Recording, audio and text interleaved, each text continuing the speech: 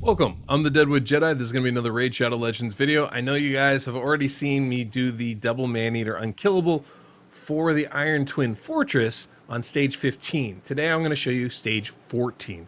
And this is going to involve the same champions, right? We're still using Double Maneater, we're still using Deacon Armstrong, but I'm going to bring in two different DPS champions. We're going to have Frozen Banshee and we're going to have Aox the Rememberer.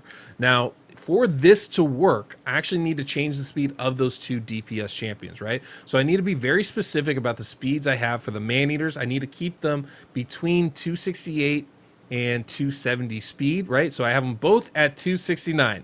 That's a sweet spot right there, right? But basically, I don't want to have them be 270, and I don't want to have them be under 268, right? So if you're ever wondering about what speed it is, you can always plug them into the calculator and just see their true speed when you account for the speed sets and stuff like that, Lore of Steel Mastery, whatever. But 269 speed is what you're looking for with them. And then you're looking for 197 still with Deacon Armstrong. Basically, it still has to be faster than 193 speed, and it has to be under 200 speed. But more importantly, Deacon has to be slower than the two DPS champions. So I have mine at 197. It seems to be kind of a sweet spot as far as the speeds go, because I'm able to bring in Frozen Banshee and Aox Remember, basically just two poison champions, and have them both be at 200 speed. And they just need to be faster than Deacon Armstrong to make this work. As long as they're faster, it should work just fine. And so that's what I have here. And it's going to work just like we did on stage 15 without any issues. So we're going to go ahead and just jump into the fight. Actually, why don't we go ahead and show you guys the team setup. I really appreciate you coming by to watch this video. And if you enjoy it, don't forget to hit that subscribe button down below, the notification bell so you don't miss the next one. And of course, if you enjoyed today's music, we have that Soundstripe link down below in the pinned comment description of this video, along with my code Deadwood Jedi to save yourself 15%. And of course, if you're looking for account work, you can find that on my website, deadwoodjedi.com. So, like I said, this is the team setup, right? We've got Deacon Armstrong here. You can see the speed, 197. I haven't changed really any of the gear, and both Frozen Banshee and Aox don't have masteries because I don't want masteries. They just have the accuracy and the speed. That's all we're looking for with this. Remember, we want to do as little damage as possible, right? We need a 1-turn delay on that turn meter boost of Deacon. So we start with the A1 and then we go with the A3. Now you'll notice I turned off the A2 ability. Again, we don't want to deal damage. So I don't want decreased defense out on the boss, right? So we turn that off. Maneater, we've got our fast Maneater. We're going to open with that unkillable ability. That's all we got to do with him. Aox, like I said, we're just trying to deal damage, so I don't need any of the other skills. I don't need the healing. I don't need any of this stuff. I just want poisons from the A1 ability and the passive, which should hopefully extend the duration of those poisons. That's the idea behind it. Then we have our other Maneater. This is going to be the slow Maneater. They're both 269. Just one's going first, one's going second. With him, we need a 2-turn delay. So we open with the A1, and then I do need a manual that second attack of his. That's the only thing I have to do. Once I do that, I can click auto and it'll work fine. And then we're going to use the Ancient Blood and prioritize that. And then we have Frozen Banshee here. Again, just trying to put out poisons. That's really the only thing we're doing here. Very, very simple type of team. So that's how we're going into this. Obviously, you can use any DPS champions you want, but they just need to deal poisons or HP burn and not actual damage. That's kind of the key. No turn meter boosts, none of that stuff going on. And that's kind of the idea. Frozen Banshee is kind of ideal for this because she does very little damage. And that's kind of what we're looking for. Same thing with like Aox here. So let's go ahead. We'll jump in and show the run here.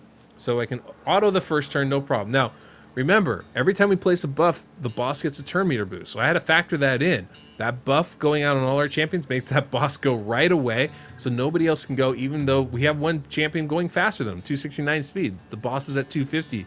But those turn meter boosts, they kind of screw it all up. So now we need to, like I said, we have this full turn basically on auto. So I can go ahead and keep it on auto for this full turn. It's when that Maneater takes a second attack, that's when I need to step in. And it's going to be right after this turn right here. So everybody went, boom, turn off the auto. I go A1 here, and then I click auto again, and it should work just fine. We're going to continue to get those turn meter boosts, like right here, boom, and it happens between the double turns of the Maneater. And then we put up the buffs. The buff give him that turn meter boost, but because the boss is already going to take a turn, it doesn't hurt us, right? So it doesn't mess us up. You can see all the poisons we have on there, and we need those poisons to be able to trigger. Boom, there we go. Perfect timing. That triggers his ability. We go, the Maneater's gonna take a double turn here, right? Here goes the boost from Deacon. We just wanna make sure we're not triggering it from anything else but the poisons. And as long as we do that, we're gonna be in good shape. This is why I try to have as little damage as possible on our champions, because the only time this is gonna mess up is if we actually do too much raw damage. We don't wanna do that because we need to stay unkillable for this entire fight, which we now are. And so I can't say it's 100% guaranteed, because if by some chance the poisons get us just to the edge and we only need a couple hundred more damage and one of our champions hits for 1,000, that'll obviously mess it up. But typically, I don't anticipate that being the case, because we're dealing so much more damage with the poisons than we are with our raw damage. Chances are that's what's going to cross those thresholds for us. And so that's kind of how this works. It's very simple, very basic, but it works every time as far as I've experienced so far. Now, it's not full auto, which is the only negative of this comp. I wish it was full auto. I probably will continue to look for a team that could be full auto with this. But for now, I'm actually very happy with this, right? As long as we can continue to maintain an unkillable team, so that I don't have to think about it. I can really just kind of let it go. I can walk away for 10 minutes, come back, do another one of these runs. That's going to be the ideal. The best part too, the gear requirement at this stage for the boss is so high, and I don't have to worry about that, right? Because it's unkillable, because all I need to do is make the speed and then make the accuracy for my poisoners. That's all I need to do. It becomes very simple to gear this out. In fact, much easier to gear out stage 15 and stage 14 than it is for me to do stage 13, which is kind of crazy. So this is why I say all you got to do is get to stage 14. At that point, if you have 2 Maneaters and a Deacon, you're in good shape. You'll be just fine. Now, obviously, not everybody has a Deacon Armstrong, and that's an unfortunate truth to things. I don't think Seeker's going to work as well, because Seeker also adds a buff, and like I said, that turn meter boost can be problematic. Plus he has some conditional buffs that are, you know, a bit of an issue. And between its Seeker and Deacon that have these turn meter boosts on 2 turn durations, which is what we need to make this work.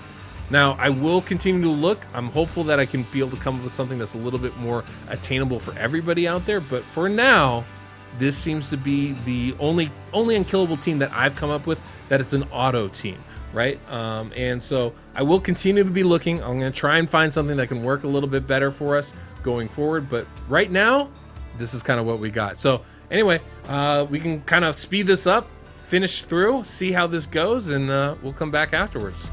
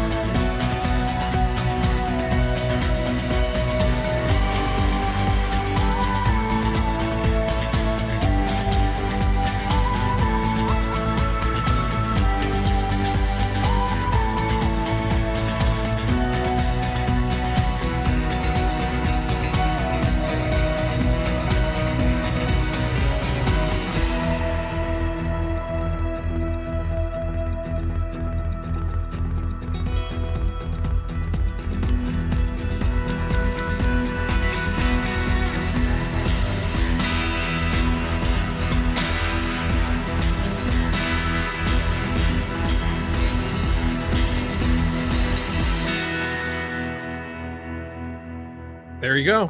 7 minutes, 7.5 minutes. That's not too bad, right? Stage 14 down, completed, autoed. Can't ask for much more than that.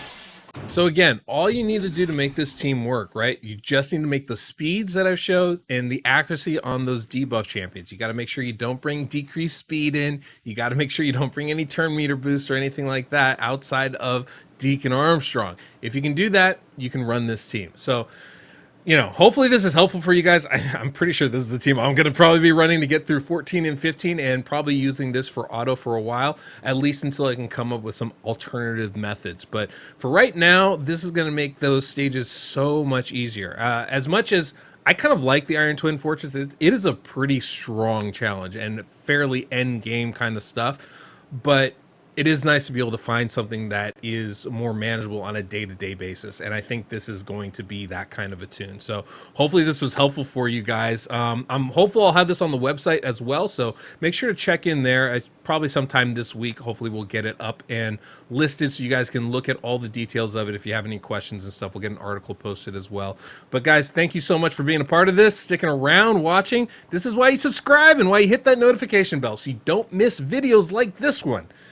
So guys, thanks a lot for sticking around till next we meet. I'm the Deadwood Jedi.